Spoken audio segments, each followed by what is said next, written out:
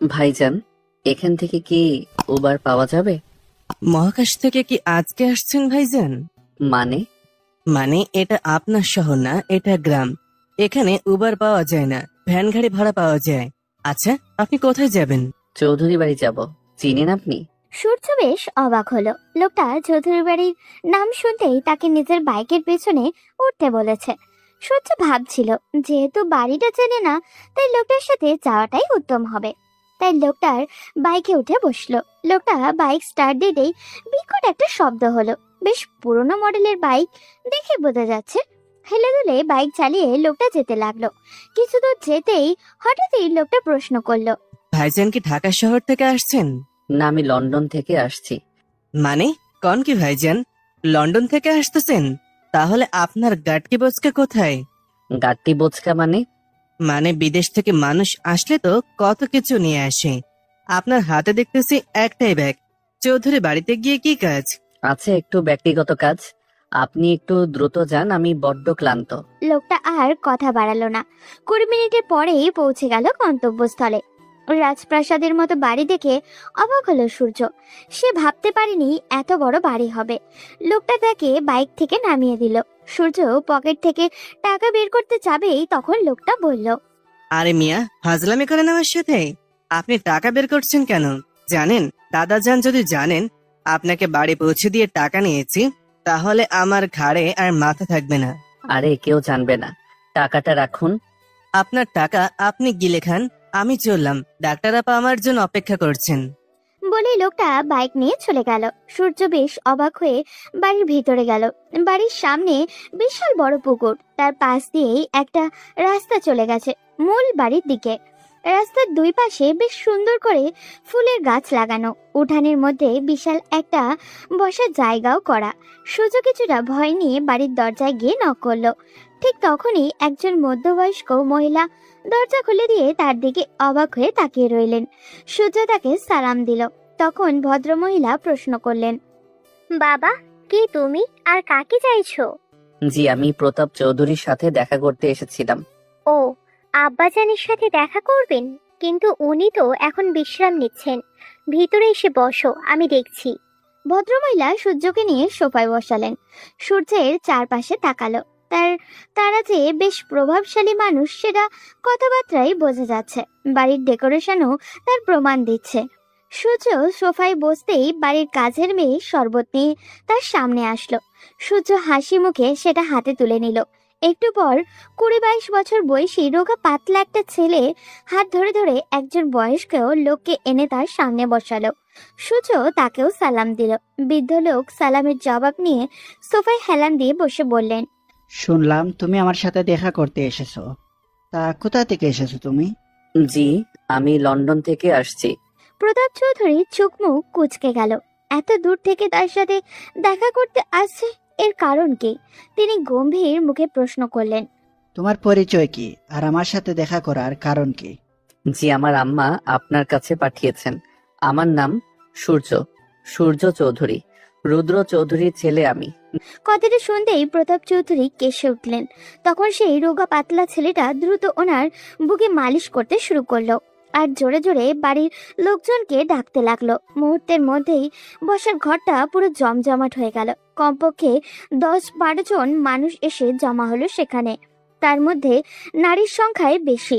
সূর্য বেশ হতভম্ব হলো, কিন্তু কিছু বলল না। তখন সেখানে থাকা একজন মধ্যবয়স্ক লোক সূর্যের দিকে তাকিয়ে বললেন, এই ছেলে, তুমি কি এমন বললে যে বাবা এমন চিন্তায় পড়ে গেলেন? প্রতাপ চৌধুরী হাতের ইশারায় থামিয়ে দিলেন সেই লোককে। এরপর সূর্যের দিকে তাকিয়ে বললেন, কি তা তোমার মা তোমাকে এখানে পাঠালো, কিছু বলে দিয়েছে? জি না, তেমন তো কিছু বলেননি। উনি বললেন দেশে এসে চৌধুরী বাড়ির লোকজনের সাথে দেখা করতে। এখানে নাকি আমার আত্মীয় স্বজন সবাইকে খুঁজে পাবো। আসলে বিদেশে পড়াশোনা শেষ করার পর বেকারি ছিলাম। ছোটবেলা থেকে একা একাই বড় হয়েছি। সবার পরিবার আত্মীয় স্বজন আছে, কিন্তু আমার কেউ নেই। তাই মায়ের কাছে সবসময় জানতে চাইতাম আমার পরিবার কোথায়। তখন মা বলতেন বড় হওয়ার পর জানাবেন। 2 সপ্তাহ আগে আমাকে বললেন এই বাড়ির কথা। এরপর ঠিকানাও দিয়ে দিলেন। তাই দেখা করতে আসলাম। বাড়ির লোকজনের ভিতরে ততক্ষণে কানাঘুষা শুরু হয়ে গেছে। প্রতাপ চৌধুরী চোখ রাঙিয়ে তাকাতেই সবাই যেন চুপ মেরে গেল। তখন প্রতাপ চৌধুরী সূর্যের দিকে তাকিয়ে বললেন, আর মা কখনো বলেনি তুমি কেন তোমার পরিবারের থেকে আলাদাভাবে বিদেশে থাকো? জি না, সেরকম কোনো কথা তো কখনো বলেননি। আর আর আমিও কখনো জানতে চাইনি। আর বাবা এখন কি করে? কথাটা শুনে সূর্য মাথা নিচু করে ফেলল। প্রতাপ চৌধুরী অবাক হয়ে তাকালেন সূর্যের দিকে। সূর্য মাথা কিছুক্ষণ নিচু করে থাকার পর বলল, আমি কলেজে ওঠার পরে বাবা একদিন হার্ট অ্যাটাকে মৃত্যুবরণ করেন। এরপর আমার মাই আমাকে বড় করেছেন।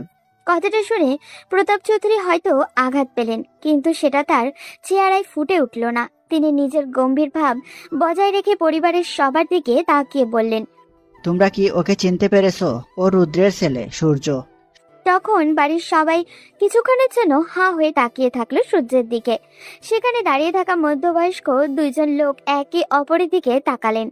এরপর প্রতাপ চৌধুরীর দিকে তাকিয়ে বললেন, আব্বা, আপনি ওর সাথে এভাবে কথা বলছেন কেন?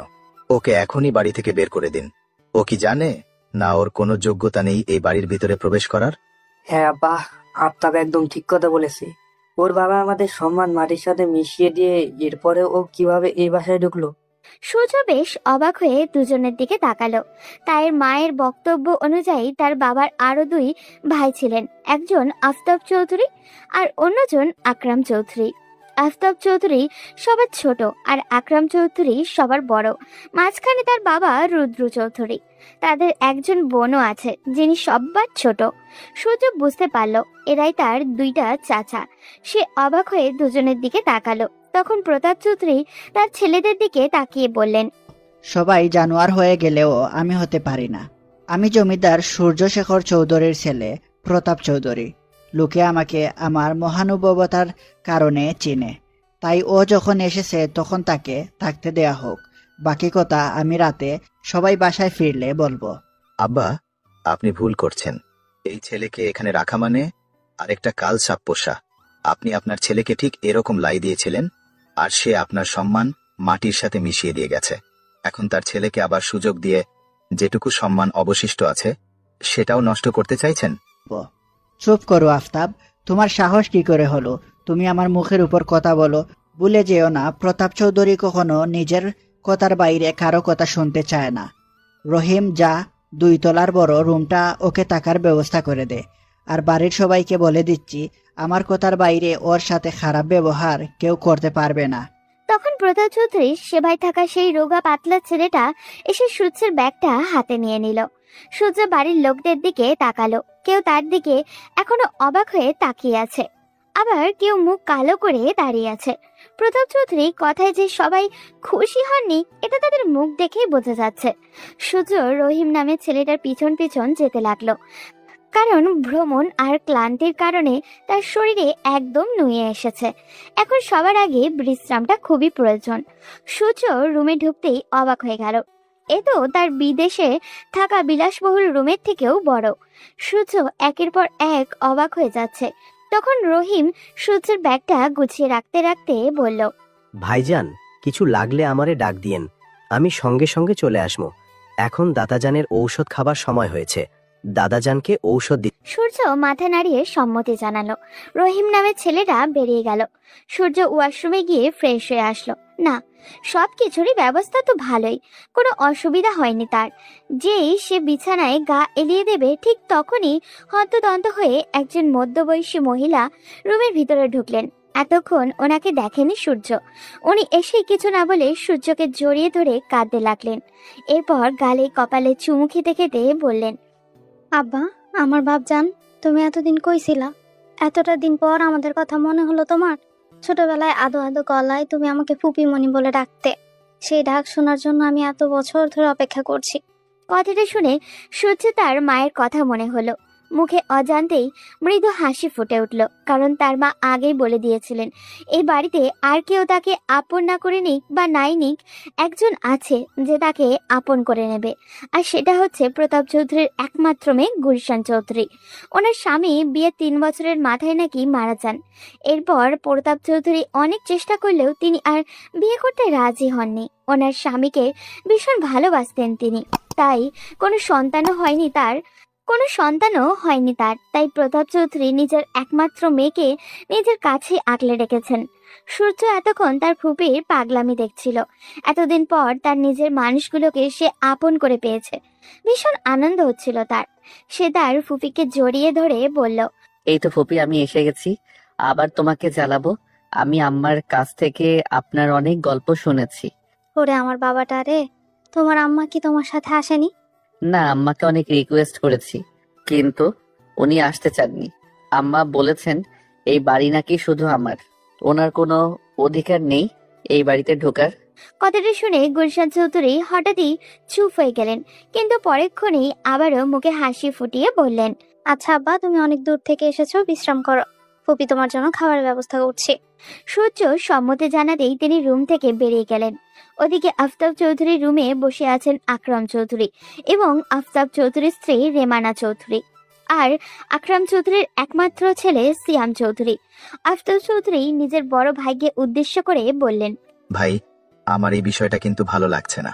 যত দ্রুত সম্ভব এই ছেলেকে বাড়ি থেকে তাড়াতে হবে, তা না হলে আমাদের জন্যই ও কাল হয়ে দাঁড়াবে। তুই এটা চিন্তা করছিস, আমি তো আরেক বিষয় নিয়ে চিন্তিত। ছেলেটা এসে বলল ও রুদ্রের সন্তান, আর আব্বাও সেটা বিশ্বাস করে নিল। এই ছেলেটা তো ধোঁকাবাজও হতে পারে। তখন সিয়াম পাশ থেকে বলল, আকরাম চৌধুরী আর আফতাব চৌধুরী বেশ চিন্তায় পড়ে গেলেন। তখন আফতাব চৌধুরীর স্ত্রী রেমানা চৌধুরী বললেন, তোমরা যাই বলো, এই ছেলে আসল হোক বা নকল, ওকে যত দ্রুত সম্ভব বাড়ি থেকে তাড়াতে হবে, না হলে এই বিশাল সম্পত্তির আরো একটা ভাগ করতে হবে। এমনিতেই আব্বাজান সবকিছু গরিব অসহায়দের দিয়ে দিচ্ছে, এর মধ্যে যদি আরেকটা ভাগ করতে হয় তাহলে আমাদের সন্তানেরা কি পাবে? সেটাই তো চিন্তা করছি রুমানা। আচ্ছা দেখি, আমি আমার বাবাকে যতদূর জানি এত সহজে সবটা মেনে নিবে না। যেই ছেলে তার মুখে চুলকানি মাখিয়ে দেশ ছেড়ে পালিয়েছিল, সেই ছেলেকে এত সহজে ক্ষমা উনি করবে না। আজকে রাতে তো বাবা বলল কথা বলবে, দেখি আজ রাতে কি সিদ্ধান্ত হয়। ওদিকে আকরাম চৌধুরীর স্ত্রী আয়েশা চৌধুরী রান্নাঘরে কাজের মেয়েদেরকে এটা ওটা দেখিয়ে দিচ্ছিলেন। তখনই হততন্ত হয়ে গুলশান চৌধুরী রান্না করে ঢুকলেন। তারপর আয়েশা চৌধুরীকে উদ্দেশ্য করে বললেন, ভাবি তাড়াতাড়ি সরো, আজ আমি নিজের হাতে আমার আব্বার জন্য রান্না করব। কতদিন পর ছেলেটাকে দেখলাম, সে আদো আদো গলায় কথা বলতো, যখন তখন দেখেছিলাম, আজ এত বড় হওয়ার পর আবার দেখলাম, আমি ওর জন্য রান্না করব। এই বাড়ির সবচেয়ে নরম স্বভাবের মানুষ কথা যদি বলতে হয় তাহলে আয়েশা চৌধুরী তাদের মধ্যে উপরের সারিতে থাকবেন। তিনি কখনোই বাড়ির ঝামেলার মধ্যে জড়াতে চান না, সবাইকে আপন করে আগলে রেখেছেন তিনি। গুলশান চৌধুরীর এমন তাড়াহুড়ো দেখে তিনি হেসে কাজের মেয়েদেরকে ইশারায় সরে আসতে বললেন। এরপর গুলশান চৌধুরীর পাশে গিয়ে বসলেন। আপা, দেখছো ছেলেটা কিন্তু একেবারে মেজো ভাইয়ের মতো দেখতে হয়েছে, কি সুন্দর চেহারা, মাশাআল্লাহ। গুলশান চৌধুরী নিজের হাতে রান্না করলেন। ওদিকে দুপুরে সবাই বিরাট টেবিলে খেতে বসেছে। সব জায়গায় পুরুষ মানুষ। এই বাড়িতে মহিলারা পুরুষের সাথে বসার অনুমতি নেই, তবে একটা সময় একজনেরই বসার অনুমতি ছিল। তিনি হচ্ছেন প্রতাপ চৌধুরীর সহধর্মণী নিরুপমা চৌধুরী, কিন্তু তিনি মারা গেছেন আজ থেকে 30 বছর আগে। সেই থেকে প্রতাপ চৌধুরীর পাশের চেয়ারটা সবসময় খালিই থাকে। বিশাল সম্পদশালী মানুষ হলেও প্রতাপ চৌধুরীর নিজের স্ত্রীর শূন্যতা কখনোই পূরণ করতে চাননি। তার বেশ কয়েকটা ক্ষমতার মধ্যে একটা ক্ষমতা হচ্ছে তিনি সবসময় তার স্ত্রীকে অনুভব করতে পারেন। এই বৃদ্ধ বয়সেও তিনি মাঝে মাঝে একা একা দাঁড়িয়ে ওনার স্ত্রীর সাথে কথা বলেন। কেউ সেই কথা শুনতে না পেলেও প্রতাপ চৌধুরী নিজের স্ত্রীর কথা ঠিকই শুনতে পান। তিনি বেশ গর্ব নিয়ে বলেন, উনি যাই প্রশ্ন করেন না কেন নিরুপমা চৌধুরী নাকি সেটার উত্তর দেন। বাড়ির মহিলাগণ খাবারের সবকিছু দেখাশোনাও করেন। তখন গুলশান চৌধুরী সূর্যকে টেনে নিয়ে টেবিলের কাছে আসলেন। প্রতাপ চৌধুরী ওনার বাড়ির কাজের লোক থেকে শুরু করে সব পুরুষ মানুষকে নিয়ে একসাথে খেতে বসেন। এটা ওনার বেশ পুরনো অভ্যাস। সূর্যকে দেখে উনি নিজের মেয়েকে ইশারা করলেন সূর্যকে তার পাশের চেয়ারে বসানোর জন্য। সঙ্গে সঙ্গে টেবিলে থাকা সবার হাত থেমে গেল, কারণ গত 30 বছরে প্রতাপ চৌধুরী কখনোই কাউকে নিজের পাশের চেয়ারে বসাননি, এমনকি নিজের ছেলে মেয়েকেও না। তাহলে হঠাৎই সূর্যকে কেন বসাতে বলছেন? গুলশান চৌধুরী বাবার ইশারায় খুশিতে আত্মহারা হয়ে সূর্যকে ওই চেয়ারে বসালেন। নিজের হাতে প্লেটে খাবার তুলে দিলেন। সূর্য একবার খাবার মুখে নিচ্ছে তো আরেকবার তার দিকে তাকাচ্ছে। সবাই কেমন যেন রোবটের মতো তাকাচ্ছে। প্রতাপ চৌধুরী খাবার শেষে বিশ্রাম করতে চলে গেলেন। তখন সূর্য আবার নিজের রুমে ফিরে আসলো। ওদিকে গ্রামের ছোটখাটো একটা হাসপাতাল, বিশাল লম্বা লাইনে রোগী দেখতে দেখতে ক্লান্ত হয়ে এক তরুণী ডাক্তার নিজের কেবিন থেকে বের হলো। কিন্তু বাইরে আসতেই তো চক্ষু চড়ক গাছ, কারণ সে যে লোকটাকে নিজের টুকটাক কাজের জন্য রেখেছিল সেই লোকটা একজন বৃদ্ধ মহিলার হাতে থাকা প্রেসক্রিপশনটা দেখে এটা ওটা বলছে। মেয়েটা একটু এগিয়ে যেতেই শুনলো, শোনো বুড়ি, তোমার যে সমস্যা সেটা খুবই গুরুতর। তোমার ওপরের টিকিট চলে এসেছে। তোমাকে এখন বললে তুমি হার্ট অ্যাটাক করে মারা যাবে। তোমার নাতির নাম্বার দাও, আমি ওকেই বলবো। ডাক্তার সাহেব, আমার চিকিৎসাটা করবেন না?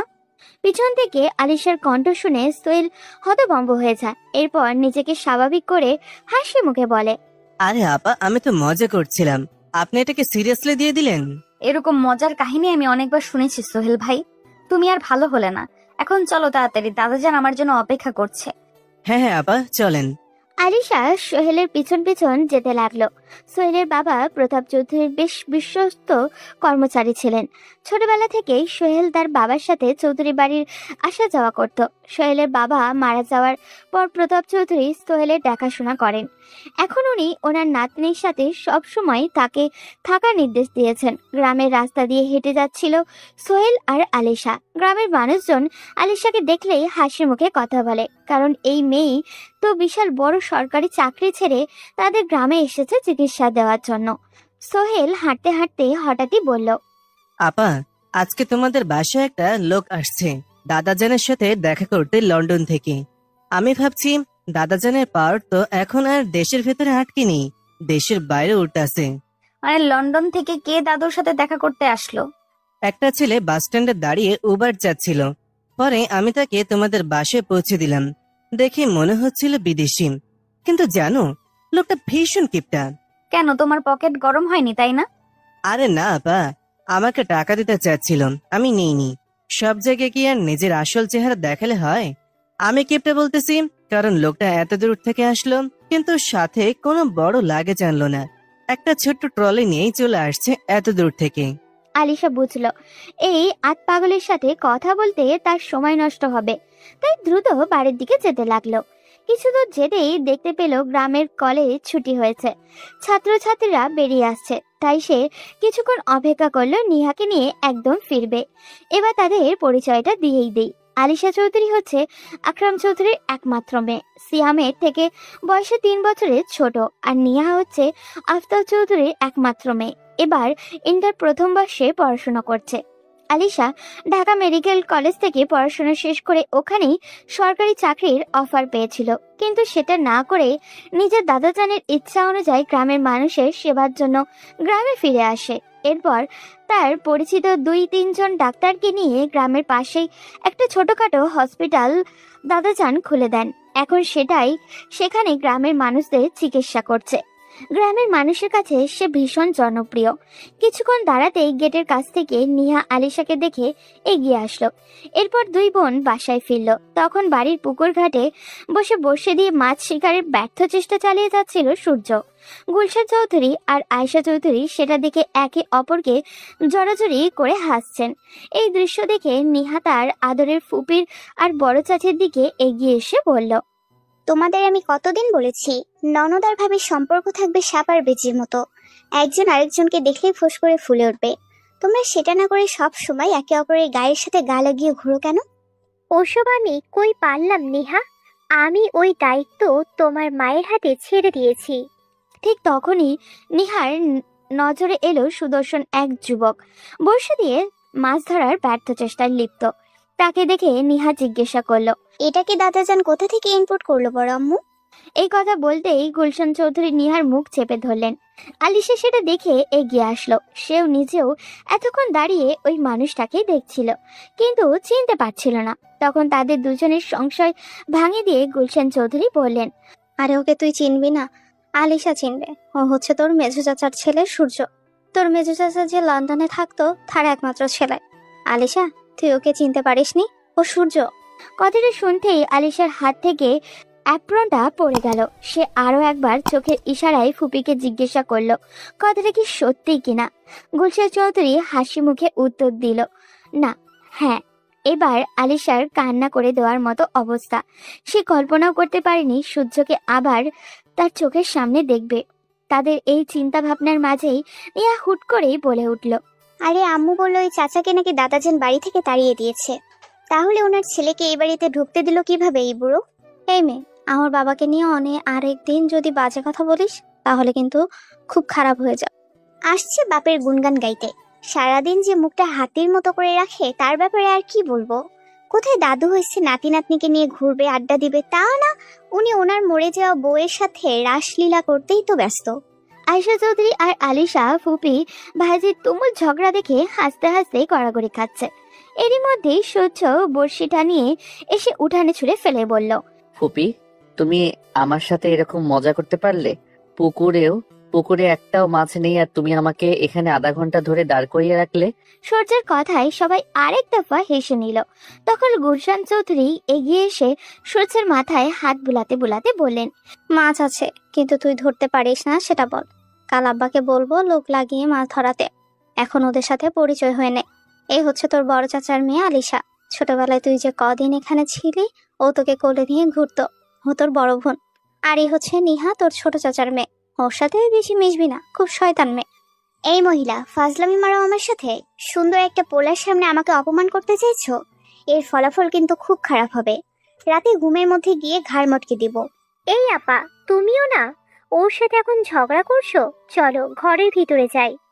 এরপর তারা সবাই একসাথে ভিতরে ঢুকলো।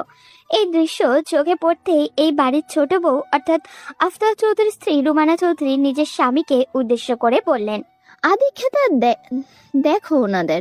আমার তো মনে হয় এরাই কোনোভাবে যোগাযোগ করে এই ছেলেকে এখানে এনেছে যাতে সম্পত্তির ভাগ নিতে পারে। এই ছেলে তো থাকবে বিদেশে আর দেশে বসে এরাই সবকিছু ভোগ করবে। তুমি চিন্তা করো না রুমানা, এই ছেলে বেশি দিন এখানে টিকতে পারবে না। খুব তাড়াতাড়ি ওকে তাড়ানোর ব্যবস্থা করছি। ওদিকে সন্ধ্যায় সবাই সোফায় বসে আছেন। চারিদিকে তখন থমথমে পরিবেশ। বাড়ির ছোট থেকে বড় সবার মুখেই তুমুল আগ্রহ বিরাজমান, কারণ একটু পরেই প্রতাপ চৌধুরী আসবেন গুরুত্বপূর্ণ কথা বলতে, আর সেটা সূর্যের ব্যাপারে। এই সম্পর্কে সবারই ধারণা আছে।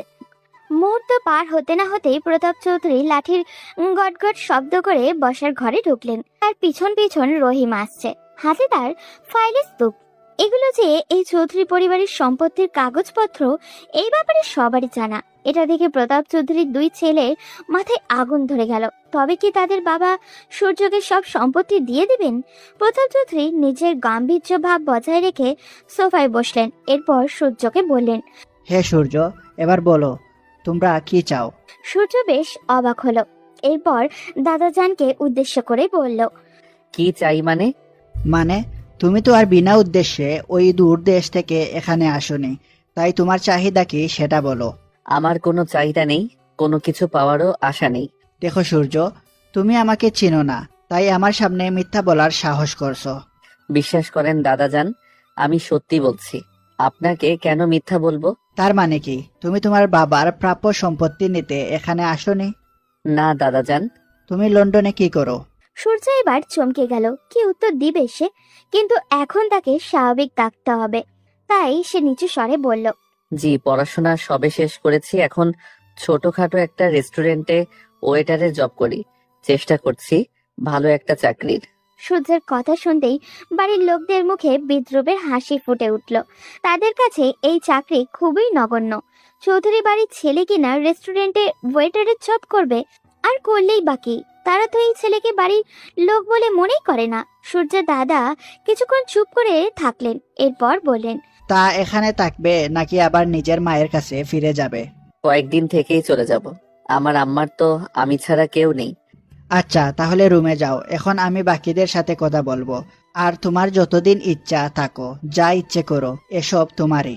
সূর্য হাসি মুখে নিজের রুমে চলে গেল। তখন প্রতাপ চৌধুরী নিজের ছেলেদের উদ্দেশ্য করে বললেন, এতদিন তোমাদের বলার পরেও আমি সম্পত্তি ভাগ করে দেইনি, কারণ আমার সম্পত্তির উত্তরাধিকারী 4 জন। তাদের মধ্যে একজন অনুপস্থিত ছিল।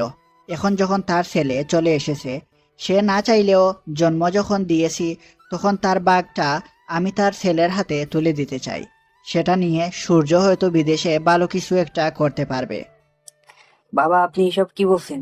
আপনি তো ওর বাবাকে বাড়ি থেকে বের করে দিয়েছিলেন, তাহলে আজ কেন রুদ্রের সন্তান এই বাড়ির সম্পত্তি পাবে? হ্যাঁ বাবা, আমরা কেউ চাই না ওই লোকটার কোনো অস্তিত্ব এ বাড়িতে থাকুক। আমরা ওকে ঘৃণা করি। আপনার কথার অবাধ্য হয়ে যে লোকটা একটা রাস্তার মেয়ের জন্য সবার মুখে চুনকালি মাখিয়েছিল, সেই লোকের অস্তিত্ব আপনি আবার ফিরিয়ে আনতে চাইছেন? প্রতাপ চৌধুরী খুব বুদ্ধিমান মানুষ। তিনি চুপচাপ কিছুক্ষণ ছেলেদের আপত্তি শুনলেন। তিনি জানেন তার এই 2 ছেলে খুবই স্বার্থপর। নিজেদের স্বার্থ ছাড়া তারা কিছুই বোঝে না। এমনকি তাদের একমাত্র বোনকেও যখন প্রতাপ চৌধুরী এই বাড়িতে রাখার সিদ্ধান্ত নিয়েছিলেন, তখন তারা আপত্তি করেছিলেন। তাই তিনি কিছুক্ষণ চুপ করে থাকার পর বললেন, তোমরা কি ভাবছো, যদি সূর্য ফিরে না আসতো তাহলে রুদ্রের সম্পত্তি আমি তোমাদের হাতে তুলে দিতাম? কখনোই না। আমি এই সম্পত্তি গরিব অসহায় মানুষদের মাঝে বিলিয়ে দিতাম। আমি কারো হকের উপর হাত দিতে চাই না। সন্তান হিসেবে যখন জন্ম দিয়েছি, আমি স্বীকার করি আর না করি, এটা ওর প্রাপ্য ছিল। যেহেতু ওর সন্তান বিদেশে কষ্ট করছে, আমার উচিত ওর প্রাপ্য ওকে বুঝিয়ে দেওয়া। কিন্তু বাবা, আজ পর্যন্ত আপনি আমাদের কথার কোনো মূল্যায়ন করেন। ছোটবেলায় থেকে আপনি যা বলেছেন তাই শুনে এসেছি, কিন্তু আপনার কাছে কখনো ঠিক মূল্যায়নটা পাইনি। আপনি সবসময় আমাদেরকে এক চোখে আর রুদ্র ও তার পরিবারকে আরেক চোখে দেখে এসেছেন। এই কথা শুনে প্রতাপ চৌধুরী ভীষণ রেগে গেলেন। তিনি কখনো নিজের সন্তানদের মধ্যে কাউকে আলাদা চোখে দেখেননি। এরপরেও নিজের বড় ছেলের মুখ থেকে এমন কথা শুনে তিনি বেশ রেগেই বললেন। প্রতাপ চৌধুরী এমন রাগী চেহারা দেখে তারা 2 জন ভড়কে গেলেন। উঠে যাওয়ার সময় প্রতাপ চৌধুরীর ছোট ছেলে আফতাব চৌধুরী বাবার দিকে আরো একবার ফিরে তাকিয়ে বলল, এই কাজটা আপনি একদম ঠিক করলেন না আব্বা। আমরা কখনোই আপনার কথার অবাধ্য হতে চাইনি, কিন্তু আপনি আজ যেটা করলেন তাতে আমাদেরকে বাধ্য করছেন আপনার সাথে তর্ক করতে। বলেই তারা 2 ভাই সেখান থেকে চলে গেল। আকরাম চৌধুরী ঘরে এসে 2 ভাই ঢুকতেই পেছন পেছন সিয়াম আর রোমানা চৌধুরীও প্রবেশ করলো। রোমানা চৌধুরী ঘরে ঢুকেই বলল, আমি আগেই বলেছিলাম এই ছেলে কোনো সাধারণ উদ্দেশ্য নিয়ে এখানে আসেনি। এবার হলো তো, আর কত অপেক্ষা করবে? না, এখন আর মেনে নেওয়া যাচ্ছে না ভাইজান। কিছু একটা করো ভাইজান। বাবা দিনের পর দিন আমাদেরকে আমাদের প্রাপ্য অধিকার থেকে বঞ্চিত করে আসছে। এর একটা প্রতিবাদ আমাদেরকে করতেই হবে। আকরাম চৌধুরী ভাবনায় পড়ে গেলেন। তিনি বুঝতে পারলেন না কি করা উচিত। তার স্ত্রী কখনোই তাকে এইসব ব্যাপারে সহযোগিতা করেনি, বরং তার ছোট ভাইয়ের বউ সবসময় তার পাশে থেকেছে। তখন রোমানা চৌধুরী ভয়ঙ্কর একটা কথা বলে উঠলেন, যদি আপনারা কিছু করতে না পারেন তাহলে একটা সময় দেখা যাবে আমাদের এই বাড়ি ছাড়তে হতে পারে। এই বৃদ্ধ লোক যতদিন বেঁচে থাকবে আমাদেরকে আপনাদের অধিকার থেকে বঞ্চিত করেই যাবে। না, আর কেউ আমাদেরকে দমিয়ে রাখতে পারবে না। যদি আমরা আমাদের সম্পত্তি না পাই, তাহলে দরকার হয় আব্বার বিরুদ্ধে নামবো। এরপরেও এই সম্পত্তির 3 নাম্বার কোনো ভাগ হবে না। হ্যাঁ ভাইজান, এটাই তো আমরাও চাই। আমাদের হাতে সব সময় কম। আপনি একা নন, সিয়াম আছে, আমি আছি, আমাদের ভাই আছে। আমরা সবাই মিলে লড়াই করব। আব্বাজান আর কতদিন বাঁচবে? আর এই ছেলে বিদেশে পড়াশোনা করেছে। যদি আইনি ঝামেলায় যায় তাহলে কিন্তু আরো বড় সমস্যা তৈরি হবে। ওকে ওইসব ঝামেলায় যাওয়ার সুযোগই দেওয়া যাবে না। এর আগেই ওকে শেষ করে ফেলতে হবে। আর চুপ করে থাকলে হবে না। সিয়াম, তুই তো সারাদিন এলাকার বাজে লোকেদের সাথে ঘোরাফেরা করিস। তুই আমার সন্তান। আমি জানি তুই কোথায় যাস আর না যাস, সব খবরই আমার কাছে আছে। তাই এইসব ব্যাপারে না বললে এখন বল, কেউ আছে যে এই ছেলেকে শেষ করে ফেলতে পারবে? এই কথা শুনতেই সিয়াম বেশ চমকে গেল। বাবার মুখ থেকে এই প্রথম কাউকে মেরে ফেলার কথা শুনেছে। সে জানে তার বাবার কিছুটা নেশাপানি করার অভ্যেস আছে, কিন্তু এই রকম কাউকে মেরে ফেলার কথা বলবে ভাবতেও পারেনি সিয়াম। কিন্তু এখন এটা তাদেরকে অধিকারের প্রশ্ন, তাই সে বলল, আমার মাথায়ও ওর নামই ঘুরপাক খাচ্ছিল। ভাইজান, তুমি ওকে দিয়েই কাজটা করাও, এতে করে আমাদেরকে আর কোনো ঝামেলা পোহাতে হবে না। তাহলে কালকে দুপুরে ওকে আমাদের দোকানে নিয়ে আয়, ওর সাথে কথা বললেই সবকিছু ঠিকঠাক করতে হবে। ওদিকে বিছানায় শুয়েই ফোন হাতে নিতেই মায়ের কয়েকটা মিস কল দেখে হাসি মুখে কল ব্যাক করলো সূর্য। ফোন দিতে না দিতেই তার মা সেটা রিসিভ করলো। মায়ের কণ্ঠ শুনে হাসি মুখে বলল, আসসালামু আলাইকুম আম্মা, আপনার শরীর ভালো আছে? হ্যাঁ আব্বা, আমি একদম সুস্থ আছি। তা তোমার ওই দিকের খবর কি? সবকিছু ঠিকঠাক? যাওয়ার পর একটা বার ফোন দিয়ে কিছু জানালে না। তুমি জানো না আমি কতটা চিন্তায় থাকি তোমাকে নিয়ে।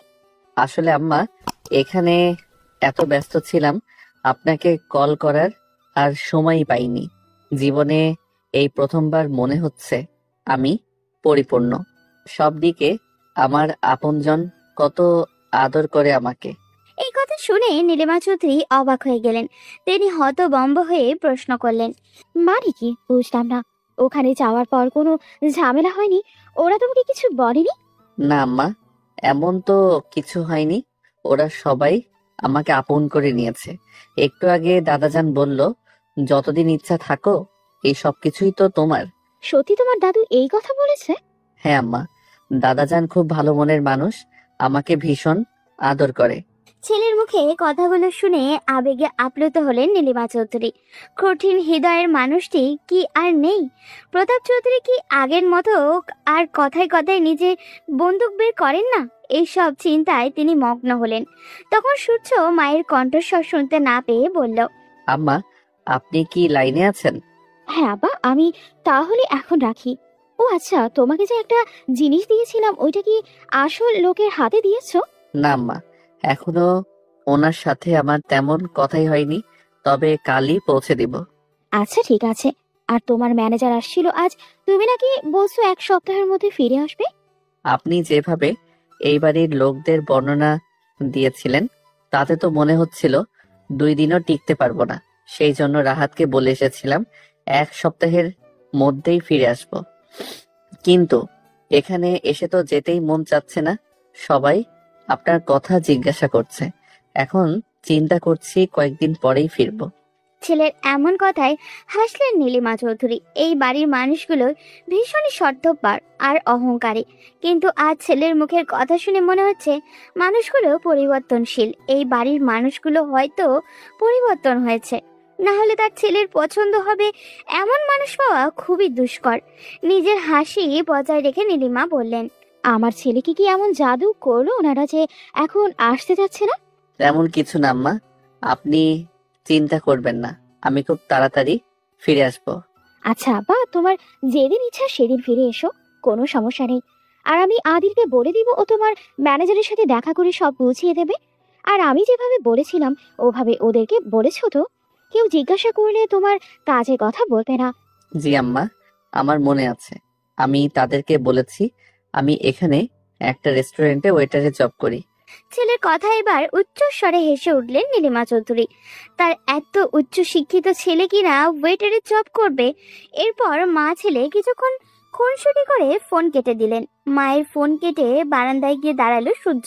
এরপর রাহাতকে কল করলো। রাহাত ফোন ধরতেই বলল, স্যার, আপনি তো বলেছিলেন 1 সপ্তাহের মধ্যেই ফিরে আসবেন।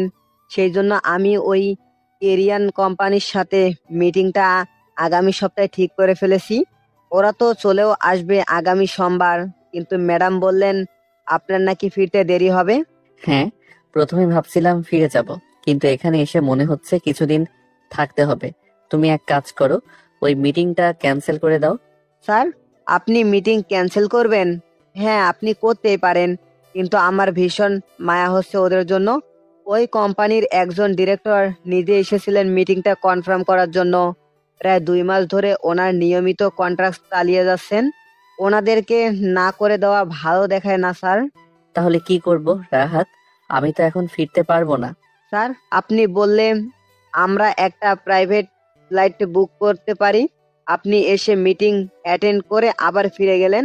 না, সেটা সম্ভব না, কারণ আমি ওখানে গেলে আবার কাজের ঝামেলায় ফেঁসে যাব। আমি এখন কিছুদিন কাজের ঝামেলা থেকে ফ্রি থাকতে চাই। তুমি এক কাজ করো, তুমি ওদের সাথে কথা বলে মিটিংটা বাংলাদেশে নিয়ে আসো। আমি তোমাদেরকে ঠিকানা দিচ্ছি, এখানকার আশেপাশে কোথাও চলে আসো। মিটিংও হয়ে যাবে আর গ্রামের ঘোরাঘুরিও হয়ে যাবে।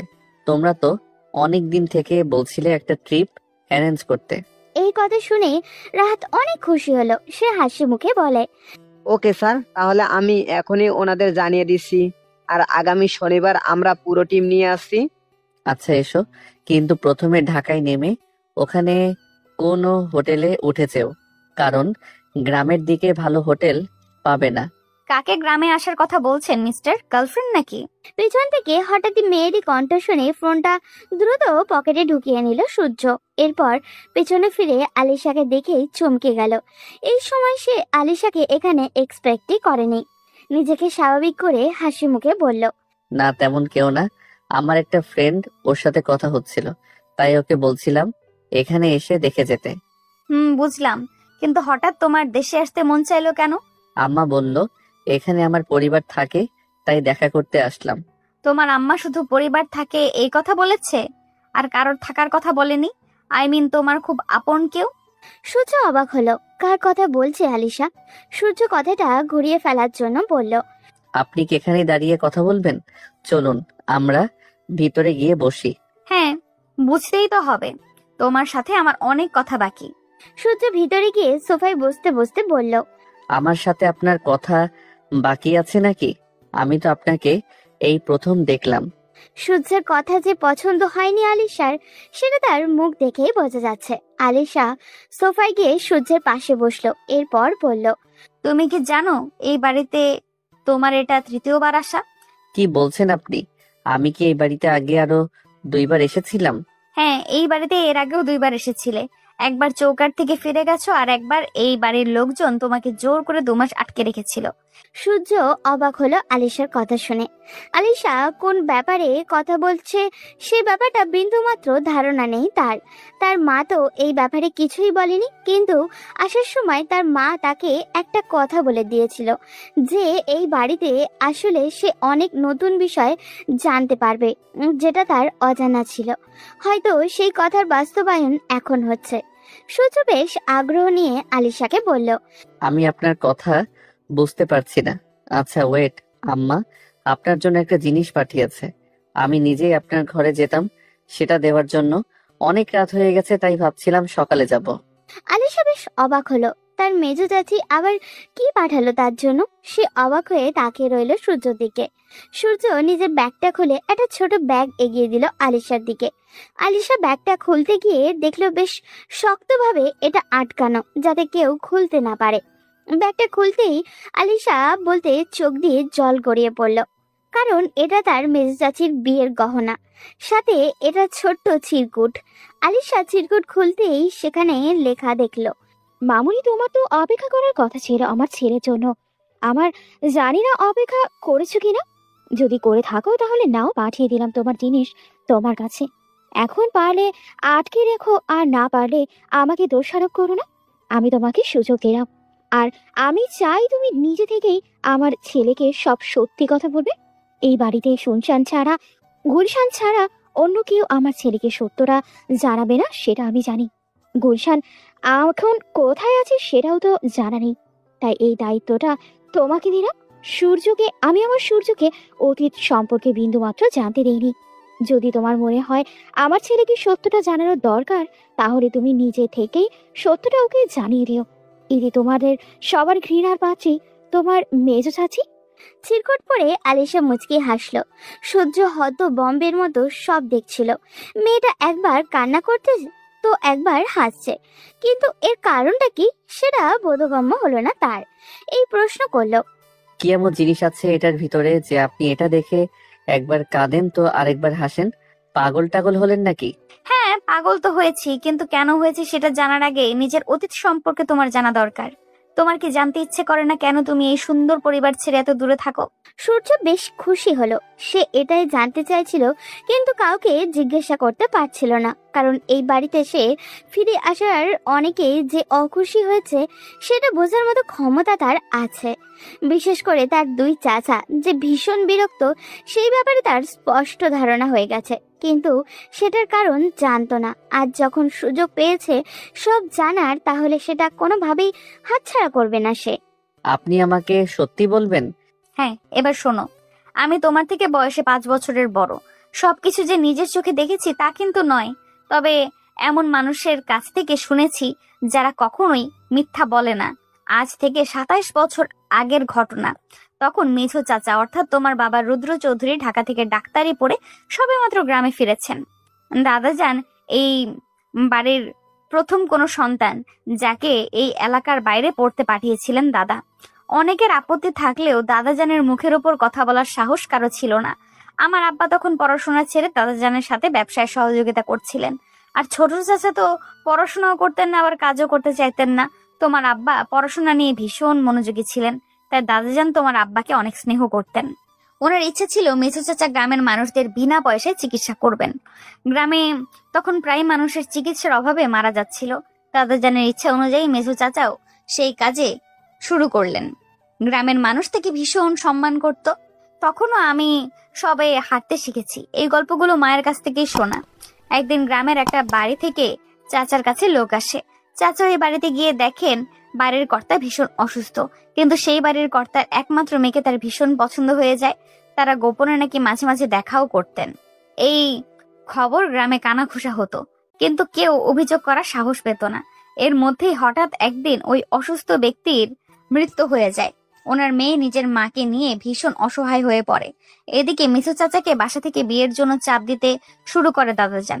তো একদিন সাহস করে মেঝো চাচা সবার সামনে ওই মেয়ের নাম প্রস্তাব করেন, কিন্তু মেয়ের বাবা মারা গেছে, আর বেঁচে থাকলেই বা কি হতো।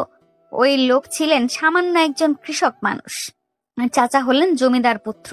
দাদাজান কোনোভাবেই এই সম্পর্ক মেনে নিতে চাইছিলেন না, তাই ওই পরিবারকে চাপ দিতে শুরু করেন মেয়েকে অন্যত্র বিয়ে দেওয়ার জন্য। এই সময় শুরু হয় দাদাজান আর মেঝো চাচার মধ্যে ভীষণ ঝামেলা। এক পর্যায়ে কাউকে কিছু না জানিয়ে মেঝো চাচা ওই মেয়েকে বিয়ে করেন। এখনই গ্রামে এরকম বিয়ে হলে মানুষ নানা কথা বলে, আর সেটা তো তখন 3 দশক আগের কথা। তখন দাদাজান গ্রামের লোকদের হাসির পাত্রে পরিণত হন। সেই সব সহ্য করতে না পেরে দাদাজান আগুন দেন ওই মেয়ের বাড়িতে, আর মেঝো চাচা আর তার বউকে বাড়ি থেকে তাড়িয়ে দেন। মেঝো চাচা ওই যে হারিয়ে গেলেন নিজের বউ আর শাশুড়িকে নিয়ে, তাকে আর খুঁজে পাওয়া গেল না। এরপর কেটে গেল প্রায় 3টে বছর। হঠাৎ একদিন মেঝো চাচা আবার হাজির হলেন দাদাজানের কাছে।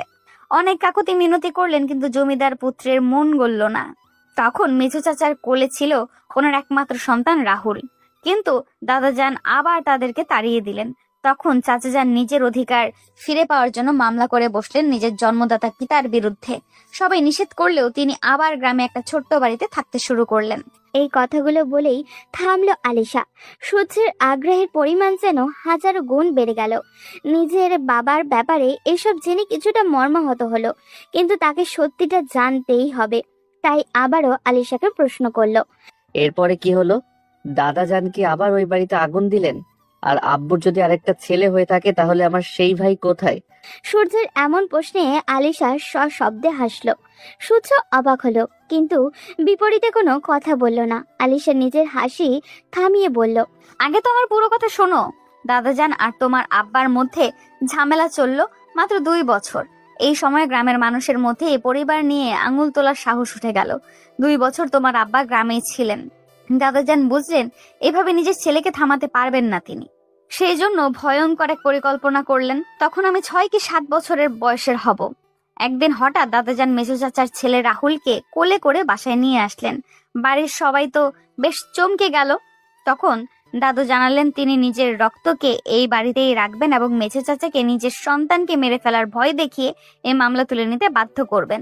এরপর বেশ কয়েকদিন মেঝো চাচাকে একের পর এক হুমকি দেওয়া হলো। ওনার স্ত্রী তো পুরো পাগল হয়ে গেলেন নিজের সন্তান হারিয়ে। উনি ভাবলেন দাদাজান হয়তো রাগে ওনার ছেলেকে মেরে ফেলবে, কিন্তু দাদাজান বাসায় আসলে অদ্ভুত এক কাণ্ড করতেন। তিনি মেজো চাচার ছেলেকে নিজ হাতে খাওয়াতেন, এমনকি নামটাও পাল্টে দিলেন। আমাদের বংশের সবচেয়ে প্রভাবশালী মানুষ দাদাজানের বাবা জমিদার সূর্য শেখর চৌধুরীর নামের সাথে মিলিয়ে রাহুলের নাম রাখলেন সূর্য। মানে আপনি সত্যি বলছেন? হ্যাঁ, আমি এতক্ষণ যার কথা বলছিলাম সে আর কেউ না, তোমার মা। আর রাহুল নামে যে ছেলেটার কথা বলছিলাম সেটা হচ্ছে তুমি। তোমাকে দাদাজান ফুপির কাছে রাখছিল। তুমি সারা দিন মায়ের জন্য কান্না করতে, তাই ফুপি তোমাকে কোলে নিয়ে হাঁটতো। ওই সময় আমি সারাক্ষণ তোমার খেয়াল রাখতাম। বাড়ির প্রত্যেকটা লোক সারাক্ষণ চিন্তায় থাকতো তোমার না নজর লেগে যায়। তুমি ছিলে ভয়ঙ্কর সুন্দর। কিন্তু এরপর কি হলো? আমি কিভাবে এই বাড়ি থেকে গেলাম? আব্বা কি ভয়ে মামলা তুলে নিয়েছিল? হ্যাঁ, মামলা তুলে নিয়েছিল, কিন্তু এরপরও দাদাজান তোমাকে দিতে চাইছিল না। কারণ 3 সপ্তাহ এখানে থাকার পর তুমিও ফুপির সাথে মানিয়ে নিয়েছিলে। মায়ের জন্য কান্না করা প্রায় বন্ধ হয়ে গিয়েছিল। সারা দিন বাড়ির এক মাথা থেকে অন্য মাথায় দৌড়ে বেড়াতে আর আধো আধো গলায় কথা বলতে। সেই সময় তোমার আব্বু একটা প্ল্যান করেন। তিনি সব সময় উৎ পেতে থাকতেন কখন তোমাকে নিয়ে বাড়ির বাহিরে যাওয়া যায়। স্বাভাবিকভাবে বাচ্চাদের টিকা দিতে নেওয়া হয়। আমি আর ফুপি গিয়েছিলাম তোমাকে টিকা দেওয়ার জন্য গ্রামের প্রাইমারি স্কুলে। ফুপি এখানে গিয়ে গল্প করতে করতে ব্যস্ত ছিল গ্রামের মহিলাদের সাথে। তখন হঠাৎ করে আমার কোল থেকে তোমার আম্মা তোমাকে নিজের কোলে তুলে নেয়। আমি দিতে চাইছিলাম না, তখন তিনি আমাকে বলেছিল বড় হলে তোমাকে একেবারে আমার কাছে দিয়ে দিবেন, আমার সাথে তোমাকে বিয়ে দিবেন। আমি তখন এসব বুঝতাম না। আমি ভেবেছিলাম তখন দিয়ে দিলে হয়তো একেবারে তোমাকে পেয়ে যাব, তাই তোমাকে আম্মার হাতে তোমাকে তুলে দিয়েছিলাম। যখন সব জানাজানি হলো তখন সবাই আমাকে অনেক বকাবকি করে, কিন্তু ছোট ছিলাম বলে এক সময় সবাই থেমে যায়। সেই যে চাচাজান গেলেন আর ফিরে আসলেন না। এরপর খবর পেলাম তিনি লন্ডনে চলে গেছেন। এই হচ্ছে তোমার অতীতের কাহিনী। এরপর থেকে দাদাজান মেজো চাচার কথা শুনেই ভীষণ রেগে যায়। তবে আমি সবচেয়ে বেশি অবাক হয়েছি কেন জানো? কেন? তোমার আম্মা এতদিন পরেও সেই কথা মনে রেখেছে। এই যে চিরকুট দেখতে পাচ্ছ, এইটাতে উনি লিখে দিয়েছেন যাতে তোমাকে পারলে আমার কাছে রেখে দেই। আর এই গয়না দেখতে পাচ্ছ, এগুলো বিয়ের সময় তোমার আব্বা তোমার আম্মাকে দিয়েছিল। সূর্যের মাথা ঘুরতে শুরু করলো। তার কাছে সবকিছু স্বপ্নের মতো মনে হচ্ছে। এই বাড়িতে তার এত বড় অতীত পড়ে আছে সে কল্পনাও করতে পারেনি। সূর্য চুপচাপ মাথা নিচু করে বসে রইল। হঠাৎই আলিশা তার হাত চেপে ধরে বলল, আমি এতদিন বিয়ে করিনি কেন জানো? আমার বিশ্বাস ছিল তুমি ফিরে আসবে। সবাই আমাকে পাগল বলতো। বাবা মা অনেকবার জোর করে আমার বিয়ে ঠিক করে, কিন্তু আমি নিজেই সেটা ভেঙে দিয়েছি আর অপেক্ষা করেছি। বিশ্বাস করো, আমি তোমাকে অনেক বেশি ভালোবাসি। ওই বাল্যকালে তোমার মধ্যে কি এমন ছিল যেটা আমি আজও ভুলতে পারিনি। সূর্য অবাক হয়ে গেল আলিশার কথা শুনে। মেয়েটা যথেষ্ট সুন্দরী, কিন্তু কি এখন এই সম্পর্কে জড়ানো উচিত? যদি এই পরিবারের লোকজন তাকে এখানে থাকতে না দেয়, আর সে কোনোভাবেই এখানে থাকতেও পারবে না, কারণ লন্ডনে তার সবকিছু। সে আলিশার থেকে নিজের হাতটা ছাড়িয়ে নিতেই আলিশা কান্না করতে শুরু করলো। এটা দেখে সূর্য তাকে সান্ত্বনা দিয়ে বলল, প্লিজ আপনি কান্না করবেন না। আমি আপনার মনের অবস্থাটা বুঝতে পারছি। আমার দিকটাও একটু ভেবে দেখুন। আর এখন আম্মার সাথে কথা বলা খুব জরুরি। আমরা এই ব্যাপারে পরে কথা বলি। আলিশা কিছু না বলে রুম থেকে চলে গেল। সূর্য দ্রুত ফোনটা হাতে নিয়ে নিজের মায়ের নাম্বারে ডায়াল করতে লাগলো। তার মা ফোন রিসিভ করতেই বলে, কি রে বাবা, এখন তো বাংলাদেশে অনেক রাত হওয়ার কথা, এত রাতে না ঘুমিয়ে আমাকে কল করছো কেন? কি হয়েছে? আম্মা, আপনি আমার সাথে এমনটা কেন করলেন? কি বলছো বাবা? আমি আবার তোমার সাথে কি করলাম? আম্মা, আপনি আমার কাছ থেকে এত বড় একটা সত্য লুকালেন কি করে? এই বাড়িতে আমার এত অতীত পড়ে আছে, আপনি সবকিছু আমার দিকে গোপন রেখে চলেছেন এতদিন ধরে। নীলিমা চৌধুরী মুচকি হাসলেন। তিনি জানতেন তার ছেলে সত্যটা জানার পর এই প্রশ্নটাই তার কাছে করবে। তিনি ছেলেকে সান্ত্বনা দিয়ে বললেন, আব্বা, আমি চাইনি তুমি আমার কাছ থেকে সত্যটা জানো। যদি আমার কাছ থেকে সত্যটা জানতে তাহলে তোমার মনে হয়তো সন্দেহ হতো যে আমি হয়তো নিজের দোষটা গোপন করে তোমাকে কথাগুলো বলছি। আমি চাইছিলাম তুমি একদম জায়গা মতো গিয়ে সত্যটা জানো। কিন্তু এই বিপদের মধ্যে আপনি আমাকে কেন পাঠালেন? এখন আমি কি করব? এই বাড়ির মানুষগুলোকে আমি বড্ড আপন ভেবেছিলাম, কিন্তু তারা আপনাদের সাথে এত খারাপ আচরণ করেছে। এটা বলো না আব্বা, এটা তোমার ভুল ধারণা। যদি তুমি ওনাদের জায়গায় থাকতে তাহলে তুমিও এরকম আচরণ করতে, কারণ তুমি কখনোই চাইবে না তোমার ছেলে বা মেয়ে খারাপ থাকুক। ওনারাও চাননি আমাকে বিয়ে করে ওনাদের ছেলের জীবন নষ্ট হয়ে যাক। কিন্তু আম্মা, কোনো কিন্তু না বাবা। তুমি নিশ্চয়ই এতক্ষণে বুঝে গেছো আমি চাই আমি আলিশাকে নিজের ছেলের বউ করে আনতে। সত্যিটা আমি সেজন্যই তোমাকে ওখানে গিয়ে জানাতে চেয়েছিলাম, যাতে তুমি নিজের সিদ্ধান্তটা স্বাধীনভাবে নিতে পারো। আমার সামনে দাঁড়িয়ে আমাকে খুশি করার জন্য কিছু করবে না। আমি জানি আমার ছেলে এখন আর ছোট নেই, এখনকার নামকরা ব্যবসায়ী সে। কোটি কোটি টাকার বিজনেস সামলাতে পারছো, তাহলে নিজের জীবন এত গুরুত্বপূর্ণ একটা সিদ্ধান্ত তুমি নিতে পারবে আশা করি। বলে নীলিমা চৌধুরী ফোনটা রেখে দিলেন। তিনি নিজের ছেলেকে এখন চিন্তা করার সময় দিতে চান। ওদিকে সূর্য ফোনটা রেখে বিছানায় গেল। পুরোটা রাত এপাশ ওপাশ করলো, কিন্তু কোনোভাবেই ঘুম এসে চোখে ধরা দিল না। সারাটা রাত জেগে চিন্তা করলো আলিশা আর তার মায়ের বলা কথাগুলো। শেষ রাতে গিয়ে সে একটা সিদ্ধান্তে উপনীত হলো। আনিশার কান্নামাখা মুখ আর তার মায়ের কথা সে রাখবে। যদি পরিবারের লোকজন রাজি থাকে তাহলে সে আলিশাকে বিয়ে করবে, কিন্তু আলিশা তো তার থেকে বয়সে বড়। আলিশার বাবা মা কি রাজি হবে? এমনিতেই তাকে পছন্দ করে না। এর মধ্যে কি তারা নিজেদের মেয়ের বিয়ে দিতে চাইবে সূর্যের সাথে? ফজরের আজানের সুর কানে আসতেই সূর্য বিছানা থেকে উঠে দাঁড়ালো। মায়ের নিয়মের বেড়া জালে 5 ওয়াক্তের নামাজ পড়তে হতো তাকে। দরজা খুলে বাইরে তাকাতেই দেখতে পেল রহিম প্রতাপ চৌধুরীকে ধরে ধরে মসজিদের দিকে নিয়ে যাচ্ছে। সূর্য সিঁড়ি দিয়ে নেমে পেছনে দাঁড়াতেই প্রতাপ চৌধুরী পিছনে না তাকিয়েই বললেন, কি ব্যাপার সূর্য, এত ভোরে ঘুম থেকে উঠে গেলে কিভাবে, আর এত সকালে কোথায় যাচ্ছ? সূর্য অবাক হলো। প্রতাপ চৌধুরী তাকে না দেখে কিভাবে বুঝলো সে পেছনে দাঁড়িয়ে আছে। সূর্য হাসি মুখে দাদাজানের সামনে গিয়ে বলল, জি, আমিও নামাজে যাওয়ার জন্যই বের হয়েছিলাম। ভেবেছিলাম বাইরে কাউকে পেলে মসজিদ কোথায় সেটা জানবো। প্রতাপ চৌধুরী অবাক হওয়ার ভান করে বললেন, তুমি কি ওখানে নিয়মিত নামাজ পড়ো? জি, আমার আম্মা বলেন নামাজ নাকি মানুষের মনকে প্রশান্ত করে, আর আমিও এটাই ফিল করি। সৃষ্টিকর্তার ডাকে সাড়া দেওয়া আমাদের কর্তব্য। প্রতাপ চৌধুরী মুখে হাসি ফুটলো। তিনি নিজের ছেলে আর নাতনিদেরকে অনেক চেষ্টার পরেও নামাজে নিয়ে আসতে পারেননি। মনে মনে তিনি নীলিমা চৌধুরীর উপরে যে রাগের পাহাড় জমিয়ে রেখেছিলেন সেটাই টোকা দিলেন। মেয়েটা যে তার নাতিকে ভুল পথে পা বাড়াতে দেয়নি এটা বুঝতে পেরে মনে মনে দোয়া করলেন নীলিমার জন্য। এরপর দাদা নাতি মিলে ফজরের নামাজ পড়ে রাস্তায় হাঁটতে বের হলেন। রহিম, প্রতাপ চৌধুরী আর সূর্য গ্রামের রাস্তা দিয়ে হাঁটছে। গ্রামের বাচ্চারা মসজিদে যাচ্ছে পড়ার জন্য। গ্রামের কৃষকরা বের হয়েছে মাঠে যাওয়ার জন্য। প্রতাপ চৌধুরীকে দেখা মাত্রই সবাই এগিয়ে এসে সালাম দিচ্ছে। সূর্য বিষয়টা বেশ উপভোগ করেছে। হঠাৎই সে তার দাদাকে উদ্দেশ্য করে বলল, আপনি এখনো আব্বা আম্মাকে ক্ষমা করতে পারেননি, তাই না দাদাজান? প্রতাপ চৌধুরী থমকে গেলেন। কালকেও সূর্য বলেছিল সে নিজের অতীত সম্পর্কে কিছুই জানে না, তাহলে আজ কিভাবে এই কথা বলতে পারলো? তবে কি তার সাথে মিথ্যা বলল সূর্যা? তুমি আমাকে মিথ্যা বললে কেন সূর্য? তুমি তো কালকেও বলেছিলে তুমি নিজের অতীত সম্পর্কে কিছুই জানো না। আমি মিথ্যা বলিনি দাদাজান, আমি কাল পর্যন্ত নিজের অতীত সম্পর্কে কিছুই জানতাম না, কিন্তু রাতে আলিশা আমাকে সব সত্যি কথা বললেন। ওনার কথা শোনার পর আমি আম্মার কাছে কল করেছিলাম। ভেবেছিলাম এখান থেকে চলে যাব, কিন্তু আম্মা বললেন দোষ নাকি আব্বা আম্মার ছিল, আপনার কোনো দোষ নেই, তাই আপনার কাছে থাকতে আর ওনাদের হয়ে আপনার কাছে ক্ষমা চাইতে। প্রতাপ চৌধুরী ভীষণ অবাক হলেন। এক রাতের মধ্যে তার জীবনের যেন পরিবর্তন হয়ে যাচ্ছে। বৃদ্ধ মানুষটার চোখে জল টলমল করতে লাগলো। তিনি সূর্যকে জড়িয়ে ধরার চেষ্টা করে বললেন, তোমার আম্মা কল দিলে বলবে প্রতাপ চৌধুরীর আগের সেই প্রভাব আর নেই, বয়সের বারে নুয়ে পড়েছে। যদি প্রতিশোধ নেবার হয় তাহলে চলে আসতে। দাদাজান, এমন ভাবে বলবেন না। আমি এখানে আসার পর বিশ্বাস করবেন না কতটা শান্তি পেয়েছি। আমার নিজেকে অনেক ভাগ্যবান মনে হচ্ছে আমার এত বড় একটা পরিবার আছে এটা দেখে।